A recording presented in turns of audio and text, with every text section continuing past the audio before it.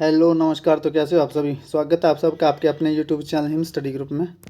तो आज हम आपके लिए एक और मॉक टेस्ट लेके हाजिर है, जिसमें कि आपका रहेगा एचपी के रहेगा, हिंदी ग्रामर रहेगा और इंग्लिश ग्रामर रहेगा। ठीक है, टोटल होंगे आज 40 क्वेश्चन। 40 में से आउट ऑफ आपका स्कोर कितना आता है वो अपने कमेंट सेक्शन में कमेंट करके ज़रूर बताना है। जैसा कि आपको पता है कि डेली आपके लिए आप मॉक टेस्ट अपलोड होते हैं और ये आगे भी होते रहेंगे। बाकी आपके लिए एक स्कीम सोची है मैंने कि जैसे आपका पटवारी का एग्ज़ाम होता है 100 मार्क्स का, ठीक है, तो कोशिश करूंगा मैं कि 100 मार्क्स में से 25 मार्क्स का आपका हिंदी का, 25 मार्क्स का आपका इंग्लिश का और 25 मार्क्स का आपका जो है वो जीके, ये तीनों कवर करने की कोशिश करूंगा मैं। ठीक है, एक मॉक टेस्ट ले आया करूँगा 2 हफ्ते में एक बार, जिसमें आपके 75 नंबर के आपके जो क्वेश्चन मार्क्स रहेंगे। बाकी मैथ का जो बचता है 25 नंबर का, उसमें आप अपने अपने प्रिपरेशन के हिसाब से देख लेना कि आपको कितने नंबर आप ले सकते हो। मतलब वो मैथ का सेक्शन में डालूंगा नहीं मैं, मैथ में अपने हिसाब से आप 10 जोड़ लेना। ठीक है, अपने नंबर 10-15 जितने भी आपके बनते हैं अपने हिसाब से एवरेज के हिसाब से आप काउंट कर सकते हो। तो ये कोशिश करूँगा कि 75 क्वेश्चन का आपके लिए एक मॉक टेस्ट में लेके आऊँ, जिसमें आप अपना स्कोर लगा सकते हो। आइडिया कि आपका स्कोर कितना, अगर 75 में से आप 60 करते हो, ठीक है, 75 में आप 60 करते हो या 62 तक करते हो, तो आप अपना मैथ का जो आपका एवरेज बनता है, जैसे आप किसी का 15 बनता है उतना जोड़ सकते हो, या किसी का अच्छा मैथ है तो 20 जोड़ सकते हो। तो इस हिसाब से आपके मार्क्स जो वो कितने बनते हैं। तो मैं जल्दी ऐसा एक मॉक टेस्ट लाने की कोशिश करूँगा। ठीक है, बाकी आपको पता है कि डेली जो वो वीडियो जो है शाम को 7:30 बजे अपलोड होती है, तो आपने हर रोज़ वीडियो को जो वॉच आउट कर लेना है। और आप हमारे जो वो टेलीग्राम चैनल से भी जुड़ सकते हो, जिसका लिंक जो वो डिस्क्रिप्शन बॉक्स में दे रखा है। ये जो मॉक टेस्ट चले हुए आपके, ये किसी भी कॉम्पिटिटिव एग्ज़ाम, चाहे एचपी पटवारी का हो, पुलिस का हो या फॉरेस्ट गार्ड का हो, जो भी आपका कॉम्पिटिटिव एग्ज़ाम, उन सब के लिए मॉक टेस्ट ये मोस्ट इंपॉर्टेंट रहने वाले हैं। आज आपका एचपी जीके का भी आपका एचपी जीके रहता है, ठीक है, या हिंदी ग्रामर या इंग्लिश ग्रामर, और एक दिन आपका इंडियन जीके रहता है और इंग्लिश का ग्रामर रहता है। तो मिक्स मॉक टेस्ट आपके जो कंटिन्यू चले हुए हैं, आपने वीडियो को पूरा देखना ध्यान से। और आज आपके 40 क्वेश्चन और 40 में से आपका स्कोर आउट ऑफ कितना होता है अपने कमेंट सेक्शन में कमेंट करके जरूर बताना है। तो चलिए स्टार्ट करते हैं आज का फर्स्ट क्वेश्चन। तो फर्स्ट क्वेश्चन आपका, हिमाचल प्रदेश का सबसे कम जनसंख्या घनत्व वाला कौन सा जिला है। तो हिमाचल प्रदेश का सबसे कम जनसंख्या घनत्व वाला कौन सा है। लाहौल स्पीति है, हमीरपुर है, ऊना है या कांगड़ा है। तो कौन सा आपका डिस्ट्रिक्ट है जिसका जो जनसंख्या घनत्व जो वो सबसे कम है, किस डिस्ट्रिक्ट का है। तो ये आपका कौन सा होगा। तो ये लाहौल स्पीति का है। ठीक है, लाहौल स्पीति का जनसंख्या घनत्व जो आपका सबसे कम है। तो चलते हैं नेक्स्ट क्वेश्चन की ओर। नेक्स्ट क्वेश्चन आपका, सर्वाधिक शहरी जनसंख्या वाला जिला कौन सा है। लाहौल स्पीति है, हमीरपुर है, शिमला या कांगड़ा। तो सर्वाधिक शहरी जनसंख्या वाला जिला जो आपका ये शिमला है। चलते हैं नेक्स्ट क्वेश्चन की ओर। नेक्स्ट क्वेश्चन है कि लॉर्ड एलिगन जो वो कहाँ दफनाए गए थे। तो धर्मशाला में दफनाए गए थे, कांगड़ा में, सोलन में या ऊना में। तो लॉर्ड एलिगन जो वो धर्मशाला में दफनाए गए थे, तो धर्मशाला इसका राइट आंसर हो जाएगा। चलते हैं नेक्स्ट क्वेश्चन की और। नेक्स्ट क्वेश्चन है कि दलाई लामा निर्वासित सरकार जो है उसका मुख्यालय कहाँ पर स्थित है। तो ये धर्मशाला में है, कांगड़ा में है, सोलन में है या मैक्लोडगंज में है। तो आपके पास सारे ऑप्शन हैं। आपको पता है कि कांगड़ा में ही सारे पड़ते हैं, ठीक है, कांगड़ा की तहसील है धर्मशाला। लेकिन जब आपके पास ये तीनों ऑप्शन हो तो आप टिक करेंगे मैक्लोडगंज को ही। ठीक है, मैक्लोडगंज को ही आप तब ये टिक करेंगे जब आपके पास ये तीनों ऑप्शन दे रखे हों। और अगर आपके पास इधर कांगड़ा दे रखा है तो कांगड़ा ही, और कांगड़ा और धर्मशाला दे रखा है तो धर्मशाला आप टिक करेंगे। तो मैक्लोडगंज में दलाई लामा निर्वासित सरकार का मुख्यालय। चलते हैं नेक्स्ट क्वेश्चन की ओर। नेक्स्ट क्वेश्चन है कि सरदार सोभा सिंह आर्ट गैलरी जो वो कहाँ पर स्थित है। तो सरदार सोभा सिंह आर्ट गैलरी जो वो पालमपुर में है, धर्मशाला में है, मैक्लोडगंज में या अंद्रेटा में है। तो सरदार सोभा सिंह जो आर्ट गैलरी है वो अंद्रेटा में स्थित है, और अंद्रेटा भी आपका हिमाचल प्रदेश के कांगड़ा डिस्ट्रिक्ट में जो ये पड़ता है। तो अंद्रेटा इसका राइट आंसर हो जाएगा।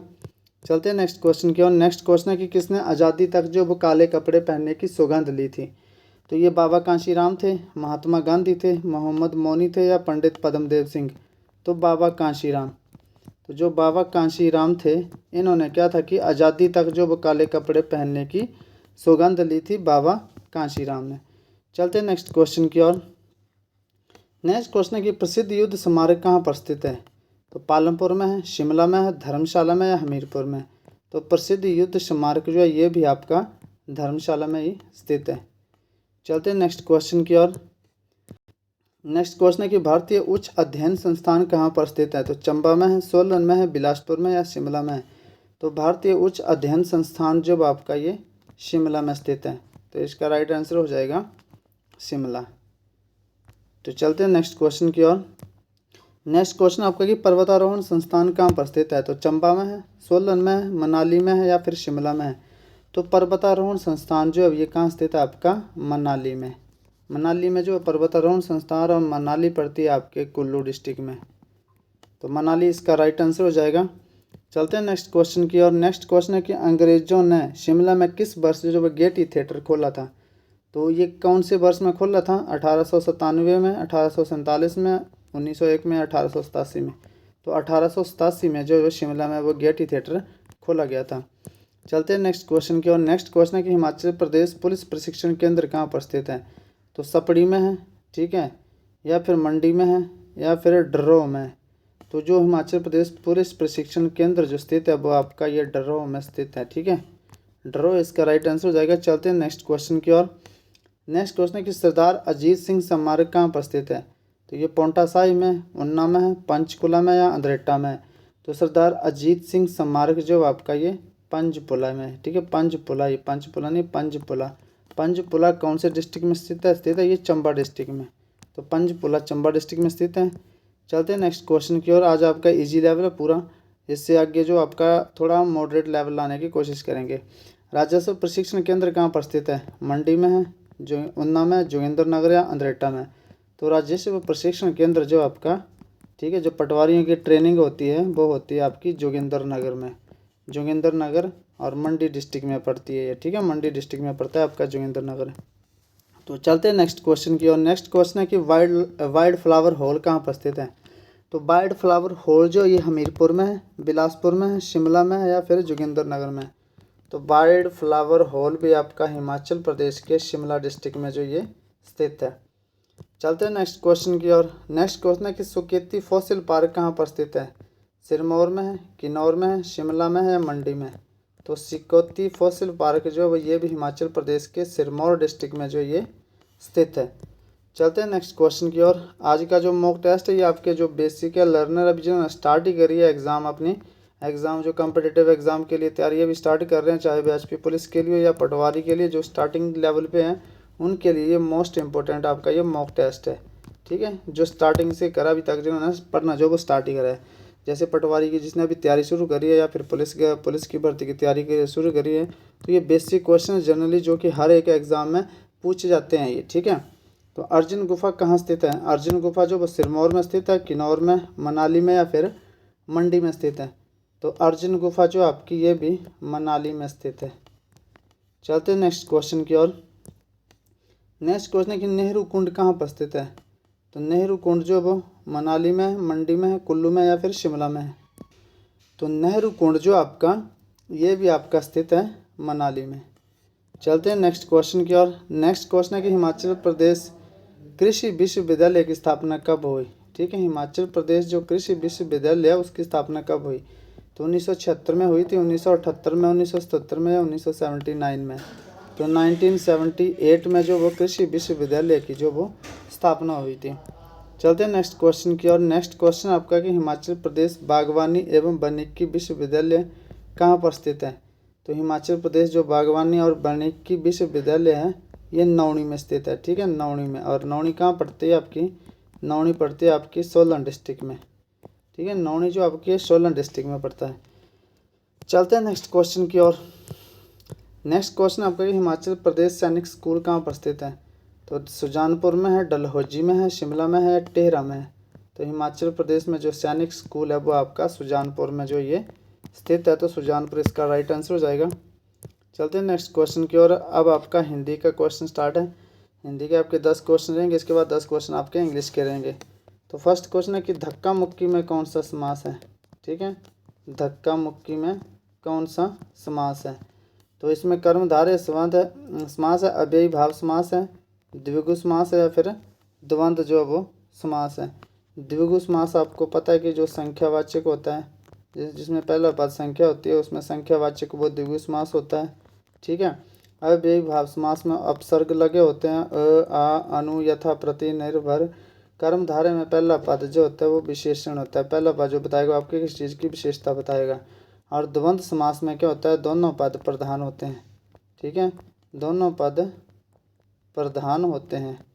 ठीक है, और योजक चिन्ह से जुड़े होते हैं। ठीक है, तो धक्का मुक्की दोनों पद जो आपके प्रधान हैं, तो ये समास हो जाएगा आपका द्वंद्व समास। चलते हैं नेक्स्ट क्वेश्चन की ओर। नेक्स्ट क्वेश्चन आपका कि मृग नयनी में कौन सा समास है, तो मृग नयनी, मृग के समान नयन। ठीक है, मृग के समान नयन, तो मृग के समान नयन, तो यहाँ पे विशेषता बता गई है कि नयन कैसे, मृग के समान। तो मैंने आपको पहले बताया कि जहाँ पे विशेषता बताई जाए, जहाँ पर विशेषता बताई जाए वो पद आपका जो वो समास आपका कर्मधारय समास होता है। चलते हैं नेक्स्ट क्वेश्चन की ओर। री वर्ण का उच्चारण स्थान क्या है, तो री वर्ण का उच्चारण स्थान कंठ है, मूर्धन्य है, तालव्य है या ओष्ठ है। तो री, र और षटकोण वाला श, इसका जो उच्चारण स्थान होता है वो मूर्धन्य होता है। ठीक है, और मूर्धन्य में कौन कौन से आते हैं, ट आता है, ठ आता है, ड आता है, ड आता है, ढ आता है और फिर अणे आता है। ये सारे आपके मूर्धन्य में जो वो आते हैं, और इनका वर्ग कौन सा वर्ग है, इनका ट वर्ग। ठीक है, ट वर्ग में आते हैं। तो री वर्ण का उच्चारण स्थान मूर्धन्य होगा, री, र और श। चलते हैं नेक्स्ट क्वेश्चन की ओर। नेक्स्ट क्वेश्चन आपका कि मात्रा और उच्चारण के आधार पर स्वर के कितने भेद हैं, तो मात्रा और उच्चारण के आधार पर स्वर के भेद कितने हैं, तो ये 3 भेद है। कौन कौन से हैं, ह्रस्व स्वर, ठीक है, दीर्घ स्वर, ह्रस्व स्वर, दीर्घ स्वर, और थर्ड हो गया आपका प्लुत स्वर। ह्रस्व स्वर, दीर्घ स्वर और प्लुत स्वर, तो 3 है आपके ये उच्चारण और मात्रा के आधार पर। चलते हैं नेक्स्ट क्वेश्चन की ओर। नेक्स्ट क्वेश्चन है कि जीव के आधार पर स्वर के भेद 3, 4, 5 या 1। जीव के आधार पर भी स्वर के 3 भेद हैं। कौन कौन से, एक हो गया आपका अग्र स्वर, एक हो गया आपका मध्य स्वर, ठीक है, और एक हो गया आपका पश्च स्वर। तो जीव के आधार पर भी स्वर के 3 भेद हैं। तो चलते हैं नेक्स्ट क्वेश्चन की ओर। नेक्स्ट क्वेश्चन आपका स्वार्थी में कौन सी संधि है, दीर्घ संधि है, गुण संधि है, वृद्धि संधि है, अयादि संधि है।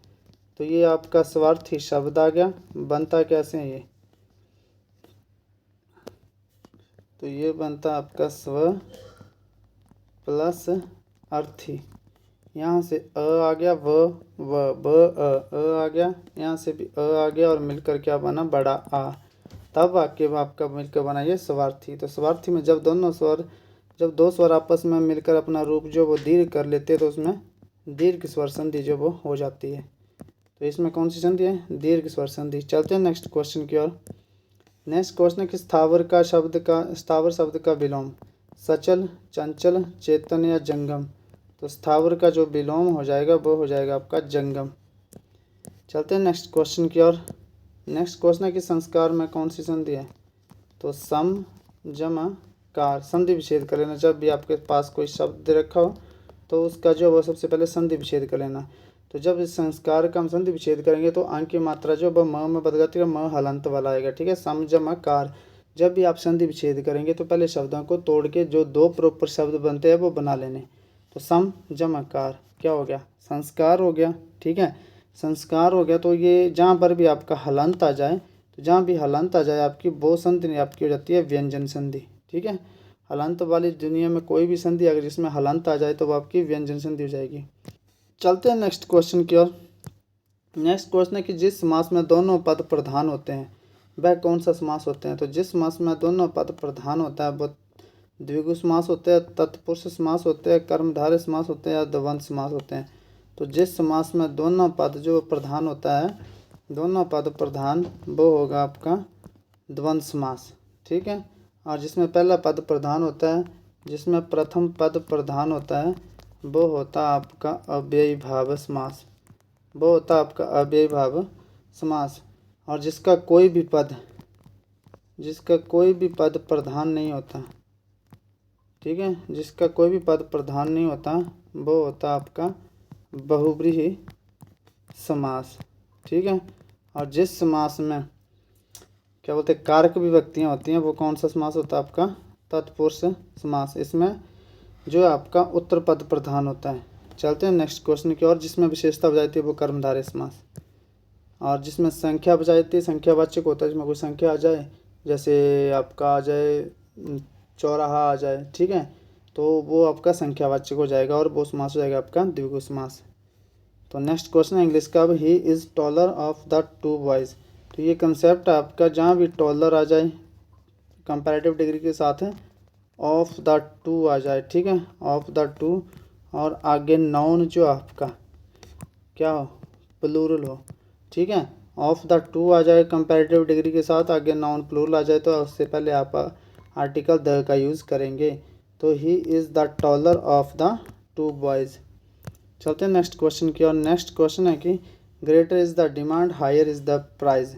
जब भी पैरेलल कंस्ट्रक्शन में कोई चीज़ें चल रही है, पैरेलल में एक दूसरे से आगे नीचे बढ़ हो रही है मतलब, तो वहाँ पे आप कौन सा आर्टिकल यूज़ करेंगे, ए करेंगे, एन करेंगे या द, तो वहाँ पे भी आप द का यूज़ करेंगे। The greater is the demand, वैसे आपको पता है कि सुपरलेटिव डिग्री से पहले आर्टिकल द का यूज होता है सिर्फ, ठीक है, किससे पहले, सुपरलेटिव डिग्री से पहले आर्टिकल द का यूज़ होता है, लेकिन यहाँ हम कंपैरेटिव डिग्री से पहले आर्टिकल द का यूज़ कर पा रहे हैं। आर्टिकल द क्यों कर पा रहे हैं, क्योंकि जब भी पैरेलल कंस्ट्रक्शन में कोई चीज़ें आगे पीछे होती है, मतलब ऊपर नीचे बढ़ती है, तो वो उससे पहले जब आर्टिकल द का यूज़ किया जाता है। The greater is the demand, the higher is the price, मतलब डिमांड जितनी बढ़ेगी प्राइस उतना आपके बढ़ेंगे। चलते हैं नेक्स्ट क्वेश्चन की ओर, यहाँ द आ जाएगा।